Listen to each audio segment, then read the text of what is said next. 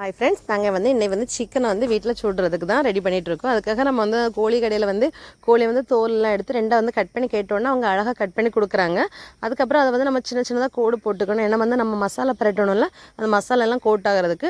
அதுக்கப்புறம் அதில் கொஞ்சம் சில்லி பவுடர், கொஞ்சம் மஞ்சள் பொடி, கொஞ்சம் சிக்கன் மசாலாம் போட்டு, கொஞ்சம் ginger garlic paste, salt, lemon juice போட்டு நல்லா பிழிஞ்சு ஒரு 1 hour வெயிட் பண்ணிக்கோங்க. அப்புறம் இந்த மிஷின் நாங்கள் வரும்போதே நான் வாங்கிட்டு வந்துட்டேன்.